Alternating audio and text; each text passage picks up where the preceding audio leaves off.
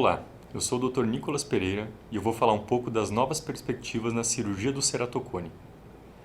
Então, o tratamento cirúrgico de escolha do ceratocone no século passado foi o transplante de córnea penetrante, que foi realizado pela primeira vez com sucesso pelo Edward Zirm em 1905, então no começo do século passado. E é uma cirurgia que vai substituir a córnea em toda a sua espessura. Só que ela tem uma reabilitação visual limitada por astigmatismo alto ou irregular, pode ter uma curvatura corneana e astigmatismo que vão depender das suturas, e com isso pode levar 1 a 2 anos para atingir relativa estabilidade visual e refracional, até a retirada seletiva dessas suturas.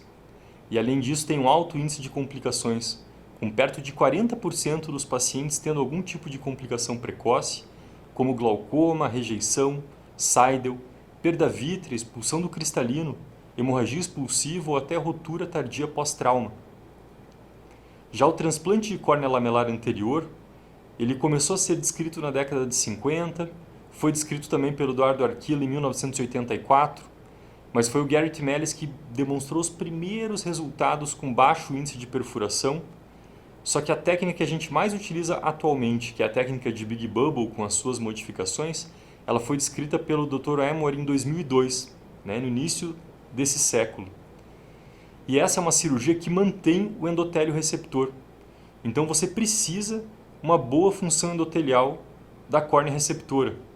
E atualmente é possível mesmo quando você tem uma hidrópsia prévia, desde que tenha uma função endotelial adequada. Então é uma cirurgia menos invasiva, não fica a céu aberto. A gente tem menos complicações como a rejeição, falência de enxerto, menos glaucoma e catarata secundária, porque a gente vai utilizar menos corticoide no pós-operatório desses pacientes. O risco de hemorragia expulsiva e perda vítrea também é menor e é um olho mais resistente a trauma. Mas aqui a gente continua tendo uma reabilitação visual um pouco limitada pelo astigmatismo alto ou irregular, porque você tem as mesmas suturas. Também leva 1 a 2 anos para atingir uma relativa estabilidade visual e refracional e é tecnicamente mais difícil, você tem que dissecar uma interface. E com isso você tem o risco de converter para um transplante penetrante, então você não tem como prometer que vai sair um transplante lamelar anterior profundo, que você pode ter que converter no intraoperatório. E assim como o transplante penetrante, você também pode fazer com laser de femtosegundo atualmente, que traz uma vantagem de uma reabilitação visual um pouco mais rápida, mas a gente ainda tem todos os riscos e as desvantagens de um transplante de córnea. Então, no início desse século, foi descrito o implante de anéis intraestromais para ceratocone, que foi publicada pela primeira vez pelo Joseph Colin em 2000, e o Dr. Paulo Ferrara, junto com o Dimitrios Tsiganos, também publicou em 2002 e já começou esses estudos antes com esses anéis que são feitos de PMMA e são implantados no estroma profundo. E com isso a gente vai conseguir um aplanamento corneano central, com regularização da superfície corneana. E isso vai fazer com que a gente tenha uma melhora da visão corrigida e não corrigida, além de poder melhorar a adaptação e tolerância da lente de contato. Então tem estudos que mostram perto de 80% dos pacientes melhorando tolerância e melhorando a adaptação de lentes rígidas corneanas. Mas lembrando que também em alguns casos pode ser que piore essa adaptação, mas a grande maioria dos estudos mostrando uma melhora nessa adaptação. Também tem a questão de ter um potencial de diminuir a progressão, os estudos são um pouco contraditórios quanto a isso. Alguns estudos mostram que se o ceratocone já é avançado e está progredindo de uma forma mais agressiva, o anel não vai conseguir realmente estabilizar essa progressão, mas ele tem um certo potencial de estabilizar e ele é reversível. Na verdade, ele é explantável. Então, se você não teve um resultado adequado, você pode explantar esse segmento de anel e conseguir até ajustar esse implante para ter melhores resultados. Existem complicações também, a principal delas é a extrusão. Então, na foto superior direita, vocês estão vendo um anel extruindo. E depois que ele foi explantado, vocês estão vendo na foto abaixo a cicatriz que ficou e até alguns vasos que ficaram ali. Então, em casos raros que aumentam a vascularização, pode piorar um pouco o prognóstico de um transplante. Só que nesses casos você pode ainda fazer uma cauterização do vaso, aplicar um anti-VEGF subconjuntival para melhorar essa vascularização e não piorar o prognóstico de um transplante se necessário. Lembrar que as complicações têm um índice menor quando a gente realiza com laser de femtosegundo, perto de no máximo 5% contra até 20, 30% com a técnica manual.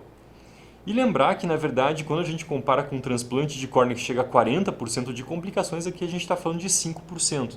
Então, apesar de ter complicações, é uma cirurgia mais segura, menos invasiva, né? E que raramente vai piorar o prognóstico de um transplante se necessário. Só que, claro, é contraindicado esse procedimento se você tem uma opacidade central, que impeça que a luz passe adequadamente para você ter uma reabilitação visual adequada. Se você tem hidrópsia e também uma baixa paquimetria na área do implante, também pode ser contraindicado o procedimento. E, na verdade, quanto mais avançado é o ceratocone, pior vai ser o resultado desse procedimento.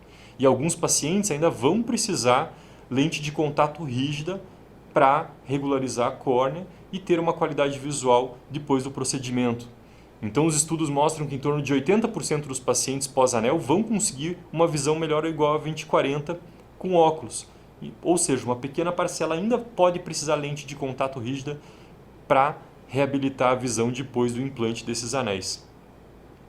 Já o crosslinking corneano, ele foi publicado a primeira vez em 2003, né, pelo grupo do Tel Saller, junto com o Volensac, e é uma técnica cirúrgica, é um procedimento que faz uma reação fotooxidativa através da luz ultravioleta e riboflavina.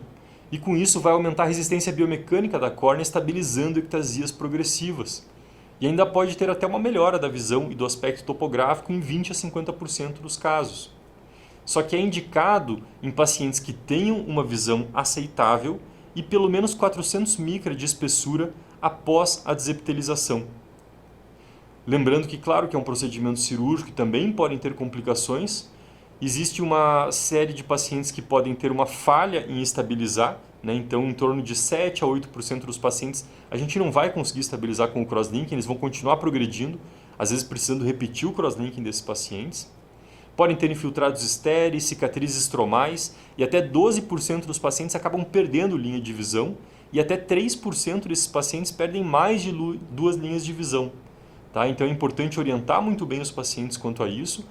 E existe essa dúvida e essa questão de indicar profilaticamente ou não em pacientes abaixo de 19 anos. Porque a gente sabe que esses pacientes têm um risco altíssimo de continuar progredindo. Né? A gente prefere, claro, indicar com progressão documentada, né? Sempre avaliando esses pacientes de maior risco para progredir. E existem novas técnicas de crosslinking, como o crosslinking acelerado, que você vai aumentar a intensidade da luz ultravioleta para diminuir o tempo de tratamento. Né? Então você pode, por exemplo, aumentar para 9 mW a energia para fazer um procedimento de 10 minutos, em vez de fazer um procedimento de 30 minutos como o procedimento original. E os estudos sugerem uma mesma estrutura fibrilar das lamelas de colágeno, nesse procedimento mais rápido, diminuindo de 30 para 10 minutos, com uma resistência biomecânica muito semelhante. Você pode também fazer o acelerado com menos de 10 minutos, mas os estudos ainda precisam aprimorar com mais pacientes e um follow-up maior para a gente saber até o quão rápido a gente consegue ser para conseguir ter a mesma eficácia em estabilizar essas ectasias progressivas. Já a gente tem também como nova técnica o crosslinking transepitelial, que a gente chama de EPI-ON, onde a gente mantém o epitélio da córnea para fazer esse procedimento. Só que para manter o epitélio da córnea e passar a riboflavina, a gente precisa quebrar a barreira epitelial com EDTA ou um trometamol, ou injetar a riboflavina diretamente no estroma, através de um pocket, um flap ou um túnel corneano, ou através da iontoforese. É um tratamento com menos dor no pós-operatório, porque você não tira o epitélio. A gente tem menos complicações, porque a maior parte das complicações está relacionada a você tirar o epitélio da córnea. Só que os estudos têm se mostrado ser um tratamento um pouco menos efetivo, com uma perda da estabilização após 12 meses em alguns pacientes e até 50% dos pacientes precisando um crosslinking epi-off depois para conseguir estabilizar. Então ele tem se mostrado um pouco mais efetivo nos casos mais iniciais de ceratocone, precisando um pouco mais de estudos para a gente melhorar, né, esses resultados do crosslinking epi-on.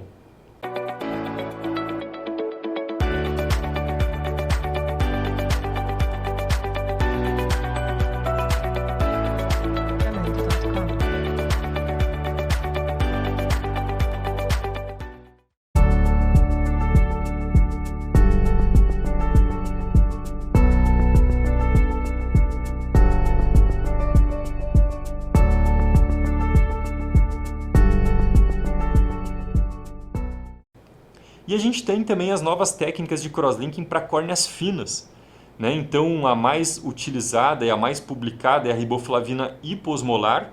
Então você faz um crosslinking utilizando uma riboflavina hiposmolar de 200 miliosmóis para conseguir edemaciar aquela córnea que está muito fina e fazer com que ela chegue nos 400 micrômetros para você poder realizar o crosslinking com maior segurança e ter menos chance de, por exemplo, descompensar o endotélio dessa córnea.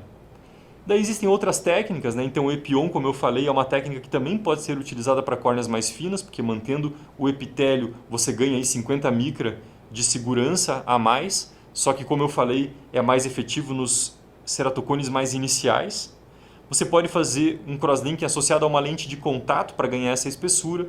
Você pode fazer uma desepitelização customizada, não tirando o epitélio só na área mais fina. E também o crosslinking individualizado, que você vai fazer uma modulação da energia do crosslinking de acordo com a espessura corneana, só que a gente ainda não sabe qual que é o limite com que esse crosslinking seria efetivo. Então, na prática, crosslinking para córneas finas a gente tem feito com a riboflavina hiposmolar, que é a mais utilizada e estudada, só que ainda tem um limite, né, que a gente considera de 330. Então, aproximadamente 330 seria um limite para realizar esse crosslinking. Então, córneas mais finas que isso, que estão evoluindo, teoricamente a gente não teria um procedimento para poder estabilizar essas córneas. Também os estudos sugerem fazer o crosslinking fast de 10 minutos nesses casos, para evitar desidratação corneana durante o procedimento para essas córneas finas. E lembrar que nos casos mais avançados a gente vai ter o maior risco de continuar progredindo o ceratocone e a ectasia dessas córneas mais avançadas. Então o crosslinking ele pode ser também associado ao anel intraestromal, né? Então pacientes que estão evoluindo e a visão também não está boa, você pode associar com o anel.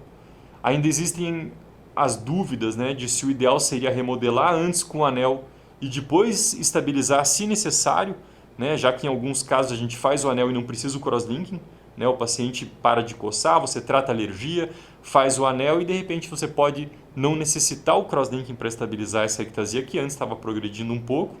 Só que lembrar que os casos de alto risco, né, uma ectasia muito avançada, um paciente mais jovem, abaixo dos 19 anos, considerar fazer combinado, que talvez você pode perder uma chance de estabilizar se continuar progredindo depois do anel. E lembrar que você fazendo o procedimento combinado, além da maior chance de você estabilizar a ectasia progressiva, você vai ter o efeito aditivo do crosslinking, que já tem estudos mostrando esse efeito aditivo também. E se você também tiver uma ectasia que está progredindo e a visão também não está muito boa, né, tem os estudos agora de você associar o crosslinking com um PRK topo guiado para regularizar essa córnea. Né? Então o PRK topo guiado ele seria um pouco mais previsível na regularização do que o anel, só que você está consumindo tecido. Né? E tem estudos, como esse do protocolo de Atenas, que mostra que combinado o procedimento é melhor do que você fazer o crosslinking com o PRK 6 meses após. Então os estudos mostram melhores resultados visuais, melhores resultados topográficos e menos haze também para esses pacientes. É importante lembrar de não ablar mais do que 50 micrômetros de estroma, tá? Para você diminuir o risco de haze. E também tem estudos com PTK mais crosslinking, para você desepitelizar com PTK, que já ajuda a regularizar um pouco, e fazer o crosslinking. Tá? E você pode também associar o PRK com crosslinking após anel. Então, de repente, você implantou o anel, o paciente não ficou com uma visão tão boa e ele não está conseguindo adaptar a lente de contato. O que você vai fazer? Você vai direto para um transplante de córnea se você não conseguir reabilitar? Você talvez possa fazer um PRK associado a crosslinking para regularizar essa córnea e estabilizar, para você ter uma reabilitação visual desse paciente antes de ir para um transplante de córnea. Lembrar que esse procedimento aumenta o risco de haze, né? Então, no começo, quando começaram as primeiras publicações, muitos cirurgiões foram fazer esse procedimento e tiveram muito haze e perda visual. Né? Então a gente realmente precisa mais estudos, né? E diferentes técnicas estão sendo estudadas para confirmar a eficácia e a segurança desse procedimento. Então a reabilitação visual do ceratocone atualmente, né, a gente começa com o óculos, se o óculos traz uma boa visão a gente mantém esse paciente com óculos e vai acompanhar a evolução. Vai fazer exames seriados a cada 3, 6 meses, de acordo com a idade do paciente, para saber se ele está estável. E se ele estiver estável, a gente só vai acompanhar a evolução e manter ele com óculos. Mas se ele estiver evoluindo, se ele estiver progredindo e piorando essa ectasia, a gente vai indicar o crosslinking, desde que esteja nos limites de segurança paquimétrica para poder realizar esse procedimento. E se tiver abaixo de 400 micra, a gente vai utilizar a riboflavina hiposmolar, desde que tenha até 330 micra de espessura. Agora, se esse paciente tiver uma baixa visão com óculos, a gente vai, primeira coisa, adaptar uma lente de contato rígida. Tentar adaptar uma lente corneana, uma lente escleral. E se esse paciente estiver bem adaptado, a gente vai manter essa adaptação e acompanhar a evolução, para saber se ele está estável. Se de repente ele progredir no meio desse acompanhamento, a gente vai indicar o crosslinking do mesmo jeito e manter ele com a lente de contato. Agora, se ele não estiver bem adaptado com lente de contato, se ele não tiver visão adequada ou com óculos ou com lente, a gente vai para um procedimento cirúrgico, uma intervenção cirúrgica. Que se ele tiver uma córnea clara e uma espessura corneana adequada, com uma curvatura corneana adequada, a gente vai indicar o implante de anel interestromal. E se esse paciente estiver bem com o anel, com uma boa acuidade visual com esse anel, mesmo com óculos ou com lente de contato, após esse implante, a gente vai acompanhar a evolução. E se ele progredir, mesmo após o implante, a gente vai indicar o crosslinking. E se fizer um anel e ele não evoluir bem com visão adequada, você pode tentar um PRK topo guiado com crosslinking associado, ou se mesmo assim você não conseguir reabilitar, você pode depois ir para um transplante lamelar anterior profundo. Ou se já não tiver uma espessura adequada para o implante, ou se a córnea já tiver opacificações, você pode ir direto para um transplante lamelar anterior profundo, desde que ele tenha uma função endotelial adequada.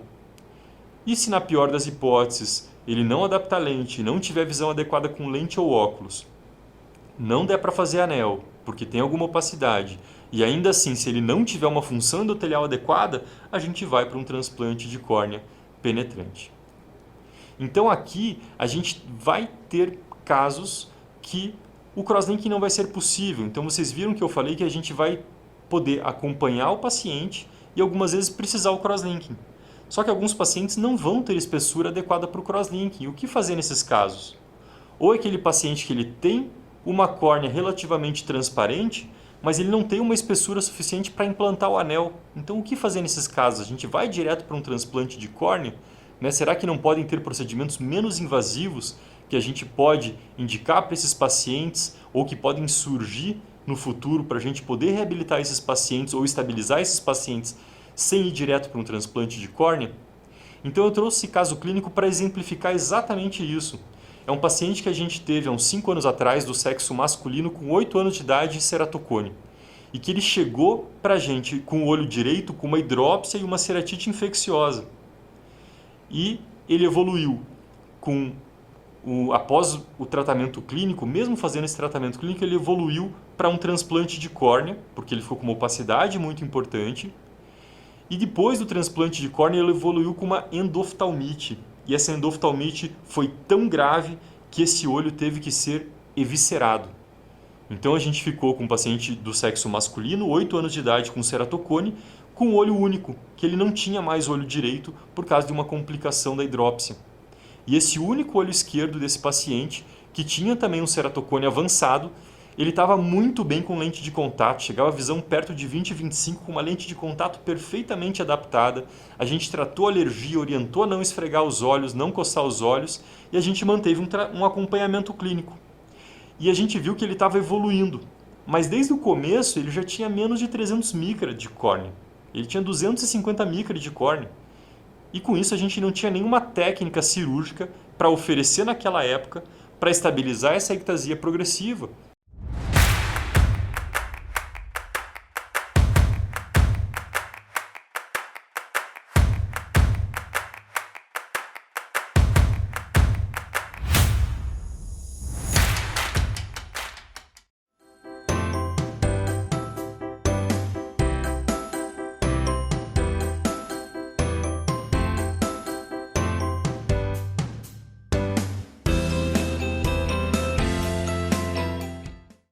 Apesar dele estar com visão boa e dele estar super bem com lente de contato, não tinha nenhum procedimento para estabilizar essa córnea dele.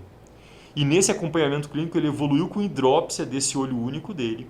Essa hidrópsia teve uma infecção secundária, a gente fez o tratamento clínico, melhorou a ceratite infecciosa, ele continuou com uma hidrópsia ainda, com edema de córnea, a gente injetou gás na câmara anterior, que conseguiu cicatrizar essa hidrópsia, mas ele evoluiu com leucoma central e com áreas de insuficiência endotelial, ou seja, ele precisou de um transplante penetrante no único olho dele, que estava bem com lente de contato, mas ele evoluiu porque a gente não tinha um procedimento para estabilizar essa progressão.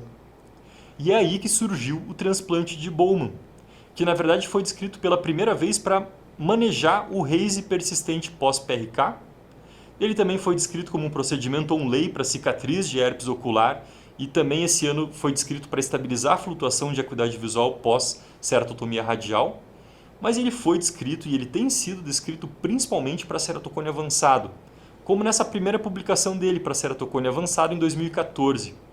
Então ele é descrito para estabilizar ectasias progressivas e preservar a visão com lente de contato em olhos com ceratocone avançado progressivo que você não tem mais como fazer o crosslinking, quando o crosslinking é contraindicado por ter uma córnea muito fina. Então a técnica cirúrgica primeiramente descrita foi uma confecção de um túnel e de um pocket, de uma bolsa interestromal, dissecada manualmente, como vocês estão vendo nessas imagens, começando pela imagem superior esquerda, o início da confecção do túnel, e você disseca toda a córnea em sua extensão, como vocês estão vendo nas imagens acima, e depois você implanta um enxerto de camada de Bowman nesse pocket que foi dissecado previamente. Então vocês estão vendo nas imagens de baixo, implantando um enxerto da camada de Bowman, que também foi descrito manualmente a dissecção. Tá? Então toda a dissecção é realizada manualmente, tanto da córnea receptora quanto do enxerto nessa técnica original. E essa primeira publicação mostrou 10 olhos de ceratocone avançado progressivo. Eles não tiveram nenhuma complicação nesses 10 casos, tiveram um aplanamento de 6 dioptrias em média, com uma melhora da adaptação de lente de contato e sem perda de visão melhor corrigida com lente de contato. E com 12 meses de acompanhamento, todos estavam estáveis. Depois, essa mesma série eles aumentaram para 22 casos nessa publicação de 2015. Só que desses 22 casos, 2 tiveram perfuração no intraoperatório, na dissecção manual, um teve que ir para transplante penetrante. Então eles só tiveram 20 olhos analisados. E esses 20 olhos tiveram acompanhamento médio de 20 meses. E desses 2 olhos tiveram progressão. Tá? Então eles tiveram aí uma taxa de sucesso de 90% nesse primeiro acompanhamento. E depois o mesmo grupo publicou essa mesma série com acompanhamento até de 5 anos de pós-operatório. Então eles tiveram 17 olhos que tiveram 5 anos de acompanhamento, não tiveram diferença na qualidade visual corrigida com óculos ou lente de contato entre 1 e 5 anos de pós-operatório. A taxa de sucesso estimada em 5 anos foi de 84%, porque 2 casos progrediram e um teve uma hidrópsia com 4 anos e meio de pós-operatório. Mas o que é interessante é que mesmo esses casos que eles consideraram que evoluíram, nenhum deles precisou transplante de córnea para reabilitar. Eles só precisaram readaptar a lente de contato. Tá? Então isso foi bem interessante desse estudo com 5 anos de follow-up. E depois o mesmo grupo publicou essa série de casos com 7 anos de acompanhamento, que não mostrou também diferença na qualidade visual, só que aqui eles tiveram 2 hidrópsias a mais nesse aumento de acompanhamento do follow-up. E eles também publicaram, esse mesmo grupo publicou o preparo do enxerto, como que é feito manualmente, e eles consideraram um procedimento muito desafiador, com 30% de perda de tecido durante o preparo. E conversando com eles e eu fazendo a técnica manual, a gente viu que é em torno de 1 hora para você preparar o enxerto. Então imagine que você leva em torno de 1 hora para preparar o enxerto manualmente, e às vezes você pode estar no final do teu preparo e rasgar esse enxerto e perder essa córnea doada e ter que começar tudo de novo. Então você precisa muita paciência e uma técnica cirúrgica muito precisa para preparar o enxerto manualmente. E justamente vendo essa dificuldade toda, o mesmo grupo, o grupo do Parker, do Mellis, publicou um estudo mostrando que é possível preparar o enxerto com laser de fento segundo. Só que com o laser de fento segundo você vai ter um enxerto um pouco mais grosso, com uma média de 37 micra, eles tiveram contra 12 micra na técnica manual.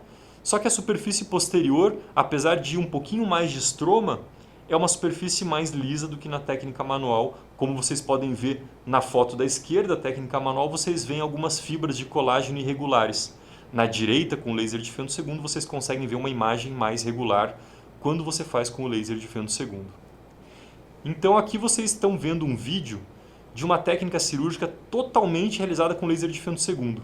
Então vocês estão vendo agora o preparo do enxerto com o laser de fento segundo. Aí a gente está separando, né, a lamela da camada de Bowman, agora preparando o receptor com laser. A gente teve um pseudo VGB no centro, por isso eu dissequei manualmente para evitar esse pseudo VGB. E agora a gente está implantando o enxerto.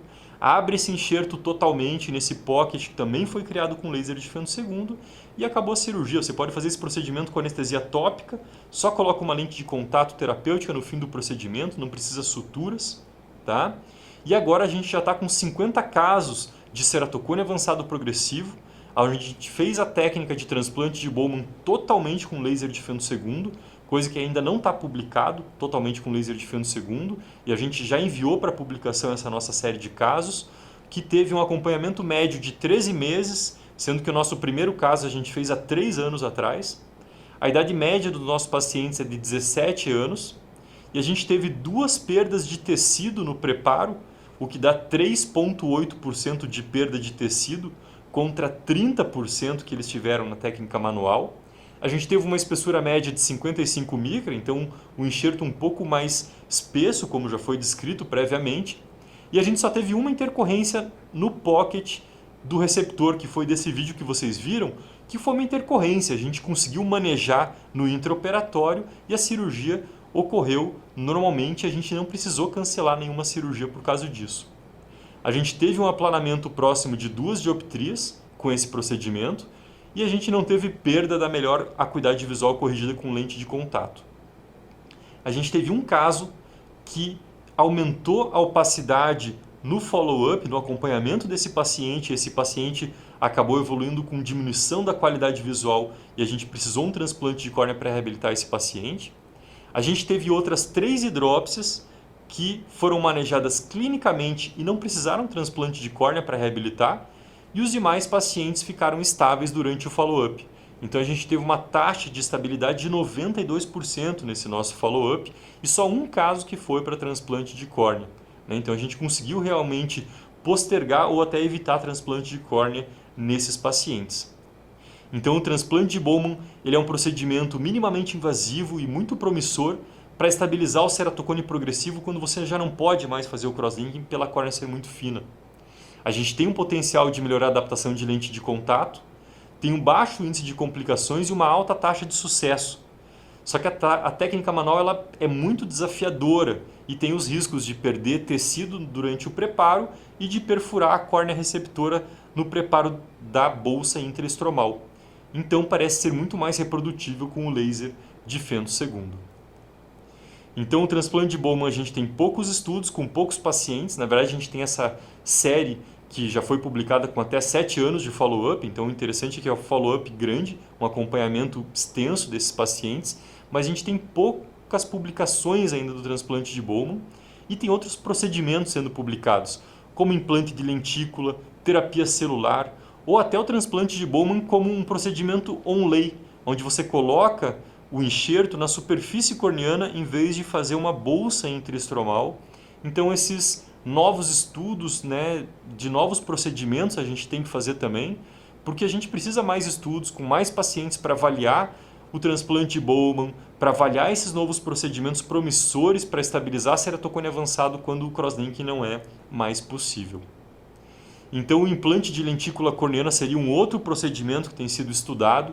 Por enquanto a gente tem séries de casos pequenas como essas que vocês estão vendo. Uma delas é de um implante de uma lentícula doadora de 250 micrômetros e 9 milímetros de diâmetro, que é o desse estudo, que foi feito totalmente com laser de fento segundo, tanto o preparo da lentícula quanto a bolsa intraestromal para implantar essa lentícula. Foram só 4 olhos realizados, com follow-up de só 6 meses, e apesar do resultado adequado, claro que é um acompanhamento muito curto de poucos pacientes nesse estudo.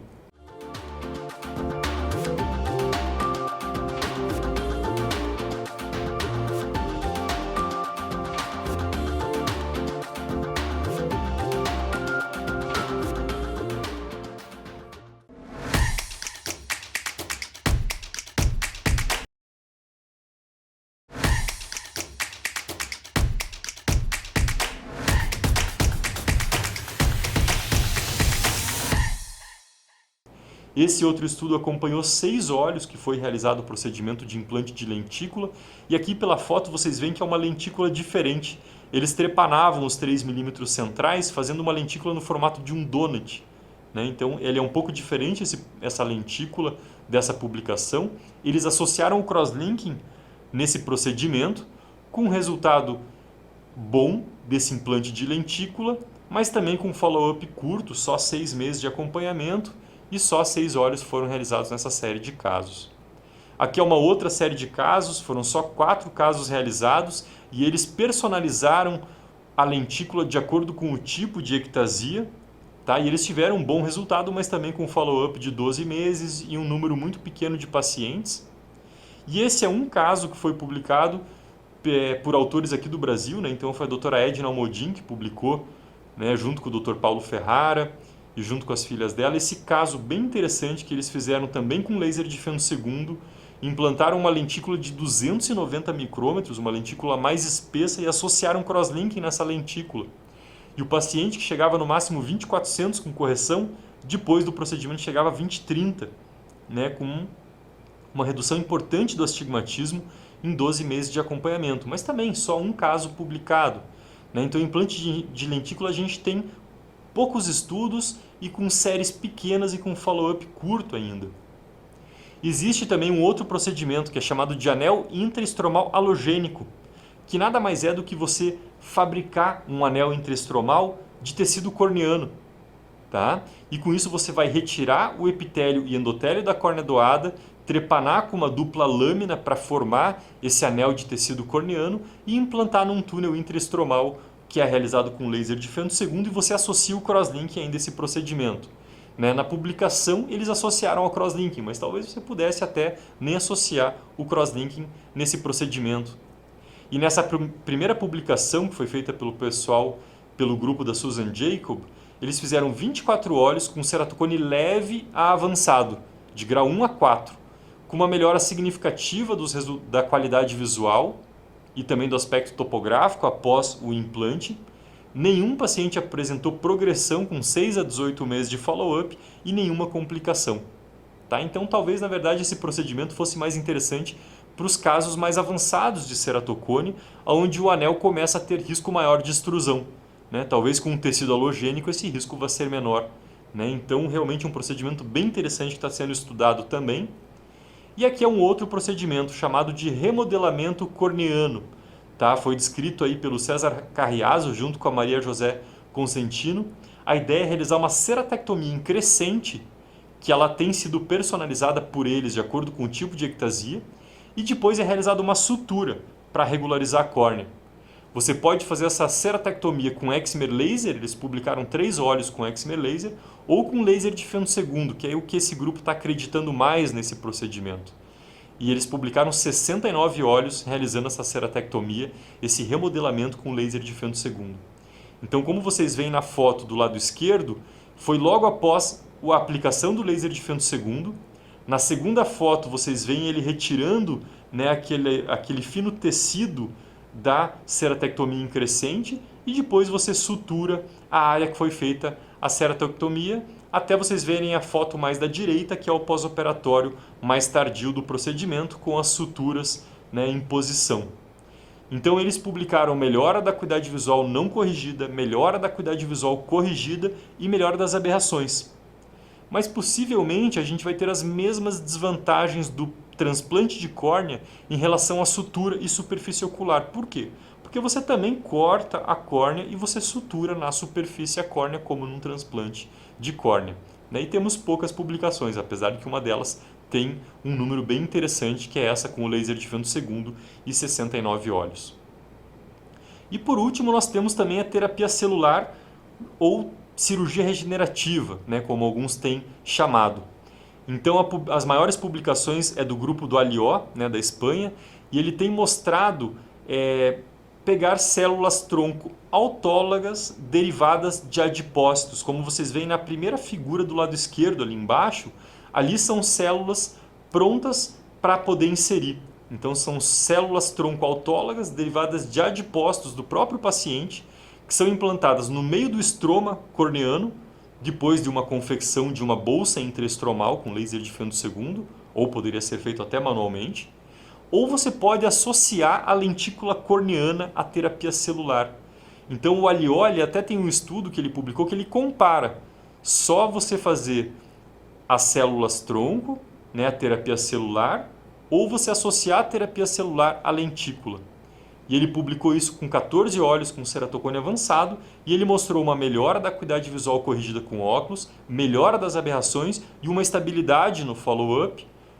E ele parece mostrar melhores resultados com a lentícula associada, mas claro, que são estudos iniciais, temos poucos pacientes, então aqui é mais um procedimento promissor, né, no ceratocone, só que a gente precisa mais estudos para avaliar a sua segurança e eficácia. E nas imagens do lado direito vocês conseguem ver o pós-operatório de lentícula associada à terapia celular e mais para a direita um caso só de terapia celular sem lentícula para ceratocone avançado. E se nenhum desses procedimentos menos invasivos for possível, mesmo esses procedimentos que estão por vir, e você realmente precisar um transplante de córnea para reabilitar esse paciente, existem novas perspectivas para o transplante de córnea. Né? Como você utilizar a matriz de colágeno como enxerto ou um tecido corneano que é feito através de impressora 3D. E com isso até diminuir a necessidade de doadores e fila de espera de tecido, como a gente está encontrando na dificuldade da pandemia atualmente. Tá? Então atualmente nós temos disponível procedimentos minimamente invasivos como o anel intraestromal, o crosslinking corneano. Esses procedimentos podem postergar ou até evitar um transplante de córnea. E esses procedimentos que nós temos atualmente, como o anel e o crosslinking, eles estão em evolução, melhorando os resultados cada vez mais e possibilitando esses procedimentos em casos mais avançados. Só que ainda existem limitações, não sendo indicado quando você tem um caso muito avançado de ceratocone. E esses novos procedimentos promissores para estabilizar ou melhorar a visão dos pacientes com ceratocone avançado e progressivo, que você não tem mais indicação de crosslinking e anel, estão sendo desenvolvidos. Então o transplante de Bowman tem uma série publicada já com maior follow-up, com maior acompanhamento, até 7 anos, e já está começando a ser utilizada por alguns cirurgiões. Nós temos o nosso estudo que foi agora para publicação com um N um pouco maior, 50 casos, e a gente tem intenção de acompanhar por mais tempo e a gente espera que tenham mais estudos para verificar a eficácia desse novo procedimento. E precisam muito mais estudos, não só para o transplante de Bowman, mas para definir indicação. Né? Quando você tem uma ectasia progressiva que não dá mais para fazer crosslinking, o que é ideal? Será que seria o transplante de Bowman, o implante de lentícula? Será que vai precisar associar o crosslinking realmente? Ou quando que vai precisar associar o crosslinking? E a associação de terapia celular? Quando vai ter que associar a terapia celular nesses casos? Então, estudos são necessários para definir tudo isso. E quando você precisar, por exemplo, remodelar a córnea de uma ectasia de um ceratocone avançado que está com visão ruim e não adapta mais lente de contato? O que vai ser melhor? Fazer um anel intraestromal ou implantar um anel de tecido corneano halógeno? Ou, de repente, aquela cirurgia de remodelamento corneano? Quando que vai ser indicado cada um desses procedimentos? Então a gente tem muito ainda para estudar desses novos procedimentos, mas existem novas perspectivas que são muito promissoras na cirurgia do ceratocone. Opções menos invasivas do que o transplante de córnea penetrante, o transplante lamelar profundo. E apesar de ter poucos casos na literatura, eles são muito promissores, só que mais estudos com maior follow-up são necessários para avaliar as indicações, eficácia e segurança desses novos procedimentos na cirurgia do ceratocone. Obrigado a todos pela atenção.